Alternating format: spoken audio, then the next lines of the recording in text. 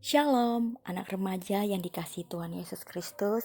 Selamat kita bertemu kembali dalam ibadah Komisi Remaja dalam sesi firman Tuhan.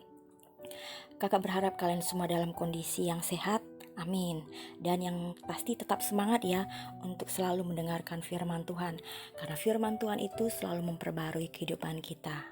Oke, sekarang saatnya kita mau siapkan diri, siapkan hati dan pikiran dengan baik, dan jangan lupa siapkan Alkitabnya. Hari ini kita mau mendengarkan firman Tuhan tentang Sodom dan Gomora. Sodom dan Gomora adalah suatu kota yang dimusnahkan oleh Tuhan. Kalian bisa buka di Alkitab, di Kejadian pasal 18 ayat 16 sampai 33 dan pasal 19.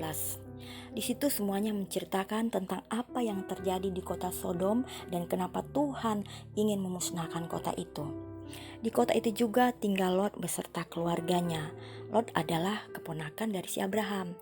Tetapi kehadiran Lot di situ tidak mengurungkan niat Tuhan ingin memusnahkan kota itu. Apa ya yang membuat Tuhan tetap bersikeras untuk memusnahkan kota Sodom dan Gomora? Kita akan lihat juga bahwa Tuhan tetap bersikeras memusnahkan kota itu karena Tuhan mendengar banyak orang yang mengeluh karena kejahatan yang dilakukan orang-orang di kota itu. Dan Tuhan juga melihat sangat besar dosa-dosa yang dilakukan orang-orang Sodom. Jadi Tuhan tidak melihat ada orang baik di situ. Tetapi Abraham ingin menyelamatkan kota Sodom. Apa yang bisa dilakukan Abraham agar kota Sodom selamat dari murka Tuhan? Abraham datang kepada Tuhan. Dia berdoa syafaat, meminta agar Tuhan tidak memusnahkan kota Sodom dan Gomora seandainya ada orang-orang benar di situ. Dan juga di dalam doanya Abraham minta pengampunan sungguh-sungguh pada Tuhan untuk tidak menghancurkan, tidak memusnahkan kota Sodom dan Gomora jika ada 50 orang saja yang tinggal di situ. Abraham terus bermohon, tawar-menawar dengan Tuhan hingga sampai 6 kali Abraham bermohon. Dan pada akhirnya dia meminta kepada Tuhan, jika 10 orang benar saja Tuhan ada di kota Sodom dan Gomora, dia meminta agar Tuhan tidak memusnahkan kota itu. Nah, kira-kira apakah Tuhan menemukan 10 orang benar di kota Sodom dan Gomora? Dan ternyata Tuhan tidak menemukan 10 saja orang benar di kota Sodom dan Gomora. Hanya orang-orang jahat yang ada di kota itu. Dan Tuhan pun akhirnya benar-benar memutuskan untuk memusnahkan kota tersebut. Pada hari yang sudah ditentukan Tuhan, mengutus 2 orang malaikatnya menemui Lot dan menetap di situ. Orang-orang Sodom adalah orang-orang sangat jahat.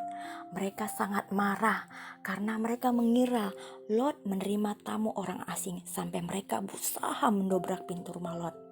Si malaikat itu pun memberitahu tujuan kedatangannya dan menyuruh Lot dan keluarganya bersiap-siap untuk keluar dari kota Sodom karena Tuhan ingin menyelamatkan mereka.